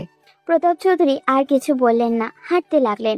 বাসায় এসে দেখলেন আয়শা চৌধুরী নাস্তা তৈরি করতে ফেলেছেন। সূর্যকে এত সকালে দেখে তিনিও বেশ অবাক হলেন। দুজন একসাথে নাস্তা করে গল্প করতে লাগলেন। সূর্যের সাথে যতক্ষণ কথা বলেছিলেন প্রতাপ চৌধুরীর বুক ফেটে কান্না আসছিল, কারণ সূর্য হুবাহু নিজের বাবার মতো হয়েছে। সূর্যের মধ্যেই তিনি তার মৃত সন্তানকে খুঁজে পাচ্ছিলেন। সকাল 9টা বাজতে না বাজতেই পরিবারের সবাই উঠে গেল, যে যার কাজে বেরিয়েও পড়ল। সূর্যের 2 চাচা আর বড় চাচাতো ভাই সিয়াম বেরিয়ে যাওয়ার সময় প্রতাপ চৌধুরীর সাথে সূর্যকে বসে থাকতে দেখে বেশ রেগে গেল মনে হয়। আলিশাও সূর্যকে দেখে ইগনোর করে বেরিয়ে গেল হসপিটালের উদ্দেশ্যে। আজ নিহার কলেজ ছুটি, তাই সে বাসায় আছে। গুলশান চৌধুরী নিহাকে ফোনে ব্যস্ত দেখে ধমকের সুরে বললেন, সারাদিন এই ফোনের পেছনে না ঘুরে ছেলেটাকে নিয়ে তো একটু গ্রামটা ঘুরে দেখাতে পারিস। কত দূর থেকে এসেছে, কদিনই বা থাকবে, নিজের মাটিটা দেখাবে না ছেলেটা? এই প্রথম গুলশান চৌধুরীর ধমকে মন খারাপের চেয়ে বেশি খুশি হলো আলিশা, কারণ যে সূর্যের সাথে কথা বলার সুযোগ খুঁজছিল। সূর্য নিজে খুশি হলো, কারণ সেও গ্রামটা আরো ভালো করে দেখতে চাইছিল। এরপর তারা দুইজন বেরিয়ে গেল গ্রামে ঘোরার জন্য। বেশ অনেকক্ষণ নিহার সাথে পুরো গ্রাম ঘুরে দেখলো সূর্য। দেখতে দেখতে কেটে গেছে 5 দিন। আজ শুক্রবার। এই 5 দিনে আলিশার সাথে সূর্যের টুকটাক কথা হয়েছে বইকি। সূর্য আস্তে আস্তে আলিশাকে মানিয়ে নিচ্ছে, এটা দেখে আলিশা ভীষণ খুশি ছিল। দুপুরে গ্রামের এক লোকের মেয়ের বিয়েতে দাওয়াত খেতে গিয়েছিল নিহা, আলিশা আর সূর্য, সাথে সোহেলও ছিল। তারা বেশ মজা করে বিয়ের অনুষ্ঠান শেষ করে ফিরতে ফিরতে প্রায় সন্ধ্যা হয়ে গিয়েছিল। তারা গ্রামের রাস্তা দিয়ে হেঁটে যাচ্ছিল। হঠাৎ করে নির্জন একটা জায়গায় এসে কিছু লোক তাদেরকে ঘিরে ফেললো। সবাই মুখে কাপড় বেঁধে দাঁড়িয়ে আছে, হাতে ধারালো অস্ত্র। সবাই ভীষণ ভয় পেয়ে গেল। হঠাৎ করেই লোকগুলো সোহেল আর সূর্যকে মারতে শুরু করলো। তাদের মধ্যে থাকা দুজন লোক শক্ত করে আলিশা আর নেহাকে ধরলো। এরপর ওখানে থাকা একটা লোক ইশারা করলো। এইটাই তো বলেছিল, এই বিদেশি মালটাকে দ্রুত নিয়ে গাড়িতে উঠা। কেউ চাইলেও প্রতিবাদ করতে পারলো না, কারণ হামলাকারীরা সংখ্যায় অনেক বেশি ছিল। সোহেল রক্তাক্ত অবস্থায় মাটিতে পড়ে আছে। আলিশা আর নিহাকে ধাক্কা দিয়ে রাস্তায় ফেলে দেওয়া হলো। এরপর গাড়ি নিয়ে তারা চলে গেল। আলিশা কান্না করতে শুরু করলো। নিহা গিয়ে সোহেলকে ধরলো। অনেক কষ্টে তারা সোহেলকে নিয়ে বাড়ি ফিরল। বাড়ি আসতেই প্রতাপ চৌধুরী বসার ঘর থেকে উঠে দাঁড়ালেন। এরপর জিজ্ঞাসা করলেন, কি হয়েছে দাদুভাই, তোমাদের এই অবস্থা কেন? আর রাহুলকে এভাবে মারলো কে? আলিশার কান্নার কারণে বারবার হেঁচকে উঠছিল, সে কথা বলতে পারছিল না প্রায়। তখন নিহা কাঁদতে কাঁদতে প্রতাপ চৌধুরীর কাছে গিয়ে বলল, দাদাজান, হঠাৎ করে আমরা ফেরার সময় কিছু লোক আমাদের উপর আক্রমণ করে। ওরা সূর্য ভাইকে ধরে নিয়ে গেছে। আমরা বাধা দেয়া আমাদেরকেও মেরেছে। নিহার মুখে এমন কথা শুনে প্রতাপ চৌধুরী ভীষণ রেগে গেলেন। তিনি নিজের হাত মুষ্টিবদ্ধ করলেন। তখন আকরাম চৌধুরী এগিয়ে এসে তাচ্ছিল্য করে বললেন, আব্বা, আমি আপনাকে আগেই বলেছিলাম এই ছেলেকে বাড়িতে ঢুকতে দিবেন না। দেখলেন তো, আমার তো মনে হয় এই ছেলেটা কোনো ঝামেলা করছিল, এরপর পালানোর জন্য এখানে এসে আশ্রয় নিয়েছে। হ্যাঁ আব্বা, যারা বারবার ঝামেলা করে তাদেরকে আপনি কেন বাড়িতে জায়গা দেন? ওর বাবা একটা ঝামেলা করে পালিয়ে গিয়েছিল, এখন তার ছেলে এসে আমাদের পরিবারটাকে অশান্ত করতে চাইছে। প্রতাপ চৌধুরী রেগে বললেন, তোদের লজ্জা করছে না এরকম কথা বলতে? ও কি তোদের রক্তের না? একটা ছেলে এত বড় বিপদে পড়েছে, কিভাবে ওকে বিপদ থেকে উদ্ধার করা যায় সেটা চিন্তা না করে ওকে নিয়ে বাজে কথা বলছিস? গুলশান চৌধুরী নিজের রুমে ছিলেন। সিঁড়ি দিয়ে নামতে নামতে পুরো কাহিনী দেখলেন। তিনি দৌড়ে নিজের বাবার কাছে এসে কান্না করে বললেন, আব্বা, কে করলো এমন কাজ? ছেলেটা 2 দিন হলো না এ বাড়িতে এসেছে, এর মধ্যে এত বড় বিপদ হলো কিভাবে? আপা, আপনারা একটু বেশি চিন্তা করতেছেন। দেখেন, হয়তো নিজের বাবার মতো কোনো মেয়ের পিছু নিয়েছিল, সেজন্যই মেয়ের পরিবার ওকে মারতে আসছে। রোমানা, মুখ সামলে কথা বলো, তোমার মুখ দিন দিন বাড়ছে। আরেকবার এই কথা মুখ দিয়ে উচ্চারণ করলে তোমার জিভ আমি টেনে ছিঁড়ে ফেলবো। তখন আলিশা সবার সামনে চিৎকার করে উঠল। আলিশার চিৎকার শুনে সবাই চুপ মেরে গেল। আলিশা কান্না করতে করতে নিজেদের দাদার কাছে গিয়ে বলল, দাদু ভাই, আপনারা যেভাবেই হোক ওকে আমার কাছে এনে দিন। এতটা বছর আমি ওর জন্য অপেক্ষা করেছি, আজ ওকে কাছে পেয়েও এইভাবে হারিয়ে ফেলবো, এটা হতে পারে না। যদি ওকে না পাই তাহলে আমি নিজে কিছু একটা করে ফেলবো। তুমি শান্ত হও দিদি ভাই, আমি এখনই খোঁজ নিচ্ছি। রহিম, তুই যা, গ্রামের কয়েকজন লোককে পাঠা ওকে খোঁজার জন্য। রহিম দ্রুত বাড়ির বাইরে এসে গ্রামের কিছু লোক জড়ো করে খুঁজতে বের হলো। আকরাম চৌধুরী, আফতাব চৌধুরী আর সিয়াম ও সূর্যকে খোঁজার নাটক করতে লাগলো, কিন্তু পুরো রাত খুঁজেও সূর্যের কোনো সন্ধান পাওয়া গেল না। ওদিকে সূর্যের মা অনবরত নিজের সন্তানকে কল করে যাচ্ছেন, কিন্তু সূর্য কল ধরছেন না। তিনি ভীষণ চিন্তায় পড়ে গেলেন। রাহাত একটু আগেও বলেছিল তারা সবাই বাংলাদেশে যাচ্ছে। এখন হয়তো তারা ফ্লাইটে আছে, তাই রাহাতও কল ধরছে না। তিনি একা একা বাসায় চিন্তায় অস্থির হয়ে পড়লেন। পরদিন সকাল হতেই রাহাত এবং বাকি লোকেরা বাংলাদেশে নামলো। রাহাত নেমে সূর্যকে কল করতে লাগলো, কিন্তু সূর্যের ফোন বন্ধ। হঠাৎ করে এভাবে ফোন বন্ধ কেন, এটা ভেবে সে চিন্তায় পড়ে গেল। দুপুর গড়িয়ে বিকেল হলো। কোরিয়ান সেই কোম্পানির লোকজন দেশে নেমেছে বিকাল 3টার দিকে। তারাও সূর্যের সাথে যোগাযোগ চেষ্টা চালিয়ে যাচ্ছে, কিন্তু সূর্যকে পাওয়া যাচ্ছে না। সেজন্য রাহাত বাধ্য হয়েই সূর্যের মাকে কল করলো। নীলিমা চৌধুরী ফোন ধরতেই বললেন, রাহাত বাবা, আমার সূর্য কল ধরছে না কেন? ওর ফোন বন্ধ কেন বাবা? ম্যাডাম, আমি তো সেটা জানার জন্যই আপনাকে কল করছি। আমি আজকে সকালেই বাংলাদেশে নামলাম। প্রথমে ভাবলাম স্যার ব্যস্ত, তাই কল ধরতে পারছেন না, কিন্তু সারাদিন পেরিয়ে বিকেল হতে চলেছে, এখনো স্যার ফোন ধরছেন না। কালকে রাতেও তো স্যারের সাথে আমার কথা হলো। নীলিমা চৌধুরীর এবার কান্না করে দিলেন। তাহলে কি তার সাথে ছেলের সাথে খারাপ কিছু হয়েছে? তিনি কান্না করতে করতে রাহাতকে বললেন, বাবা, তুমি হাত গুটিয়ে বসে থেকো না। আদিলকে নিয়ে দ্রুত আমি একটা ঠিকানা দিচ্ছি, ওখানে যাও, গিয়ে দেখো ওকে পাও কিনা। আচ্ছা ম্যাডাম, আপনি চিন্তা করবেন না, আমি আদিল স্যারকে নিয়ে এখনই বের হচ্ছি। আপনি চিন্তা করবেন না, আপনার প্রেশার আছে, বলে যাবেন না। না বাবা, তুমি দ্রুত আদিলকে বলো আমার জন্য একটা টিকিটের ব্যবস্থা করতে। আমি দেশে আসতে চাই। ম্যাডাম, এত অস্থির হবেন না, আমরা আগে গিয়ে দেখি। যদি স্যারকে না পাই তাহলে আপনারা এখানে আসার ব্যবস্থা করব। আপাতত আপনি বিশ্রাম নিন।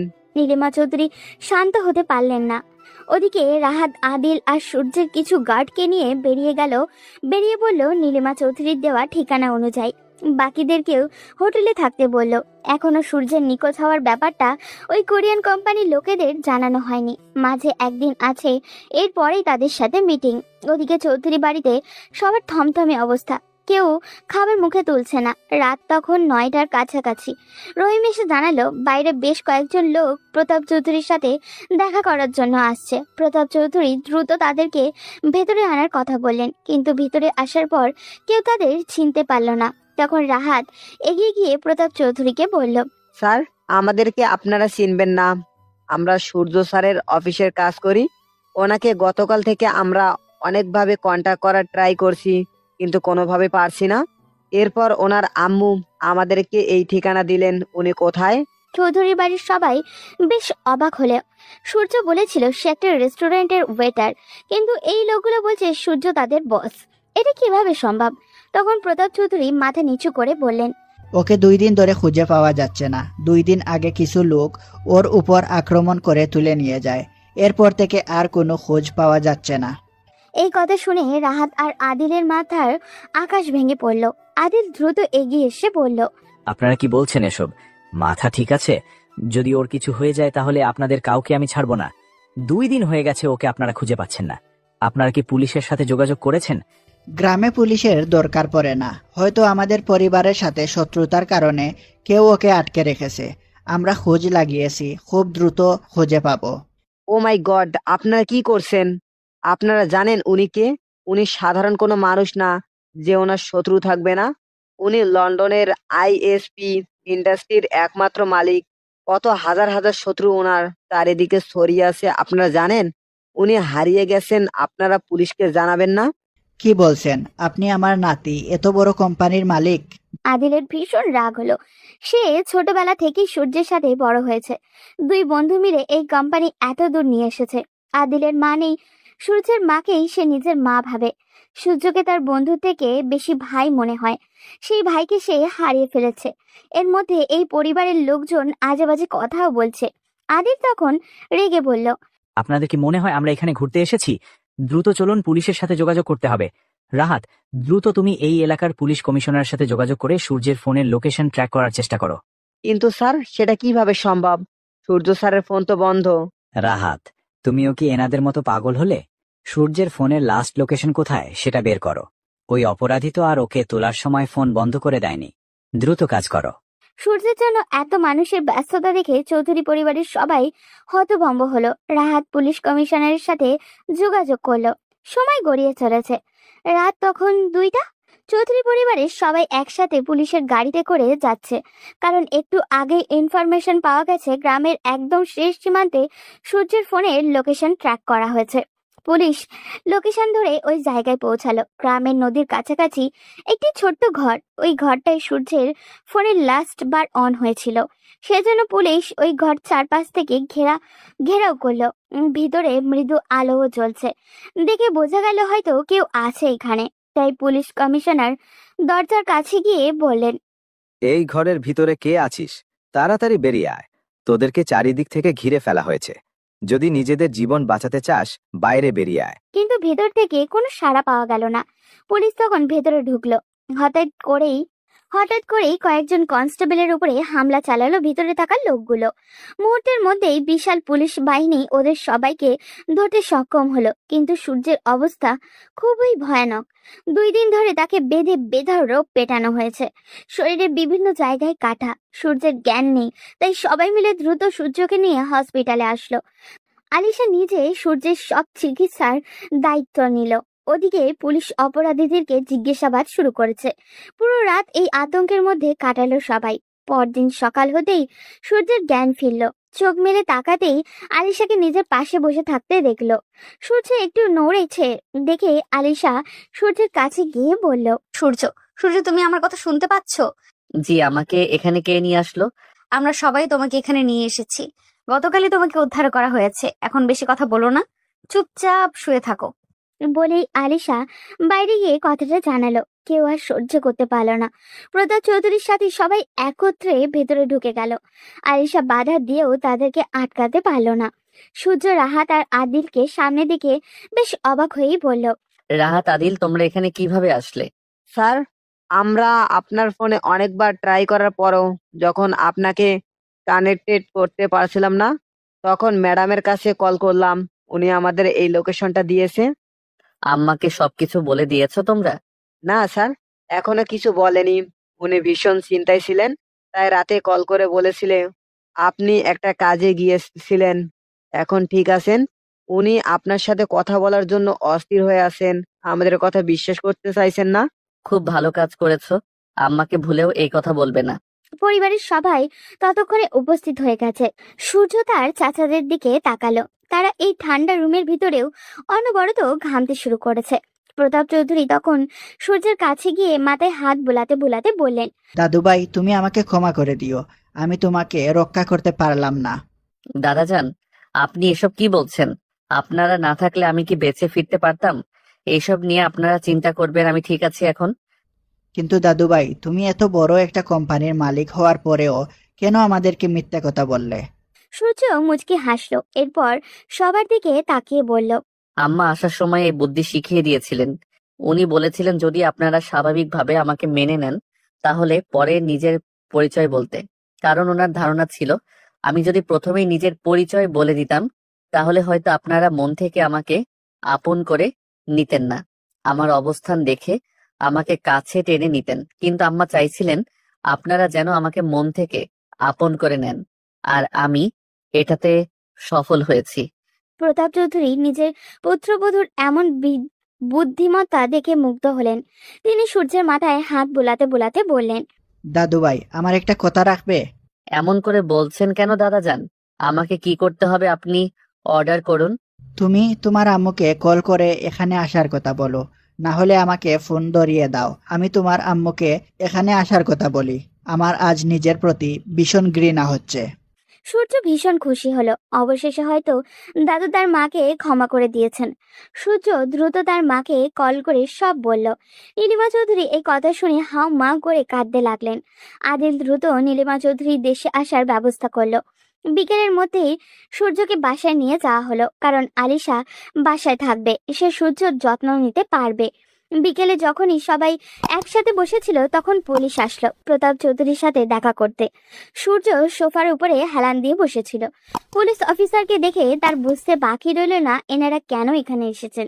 পুলিশ অফিসার সূর্যের দাদুকে বললেন, আপনার নাতিকে কারা অপহরণ করে খুন করার চেষ্টা করেছিল সেই ব্যাপারে আমরা ইনফরমেশন পেয়ে গেছি। কার এত বড় সাহস আমার নাতিকে মারতে চায়? আপনারা তাদের ধরেননি এখনো? অপরাধীদের ধরার জন্যই এসেছি। সূর্য তখন পুলিশ অফিসারকে দিকে তাকিয়ে বলল, অফিসার প্লিজ, আপনার কাছে একটা রিকোয়েস্ট করছি। এটা আমাদের পারিবারিক বিষয়। আমি চাই না এই ব্যাপারে আপনারা কোনো হস্তক্ষেপ করুন। আপনারা আমাকে খুঁজে পেতে ভীষণ সহযোগিতা করেছেন, এর জন্য আমরা কৃতজ্ঞ। কিন্তু এই ব্যাপারটা নিয়ে আর সামনে এগোনোর কোনো প্রয়োজন নেই। কি বলছেন? আপনার মতো এত বড় একজন বিজনেসম্যানকে খুন করার চেষ্টা করেছে, তাদের শাস্তি হওয়া দরকার। ওরা যদি আবার আপনার ক্ষতি করতে চায়? আমার বিশ্বাস ওনারা এই কাজ আর করবেন না। মানুষ নিজের রক্তের সাথে কখনোই বেইমানি করতে পারে না, ওনারাও করবেন না। এটা ওনাদের লোভের কারণে হয়েছে। আপনারা প্লিজ এখন চলে গেলেই আমরা খুশি হব। আপনাদের যেমন ইচ্ছা, তবে কোনো প্রয়োজন হলে আমাদেরকে জানাবেন। প্রতাপ চৌধুরী এতক্ষণ চুপ করেছিলেন। তার বোধগম্য হয়ে গেছে কারা এই কাজ করেছে। তিনি নিজের দুই ছেলের দিকে তাকালেন। তারা মাথা নিচু করে দাঁড়িয়ে আছে। সূর্যের এমন মহানুভবতা দেখে সূর্যের বড় চাচা অর্থাৎ আকরাম চৌধুরী এসে সূর্যের হাত চেপে ধরে বললেন, বাবা, তুমি আমাদেরকে ক্ষমা করে দাও। আমরা বুঝতে পারিনি, লোভে পড়ে এই কাজ করে ফেলেছিলাম।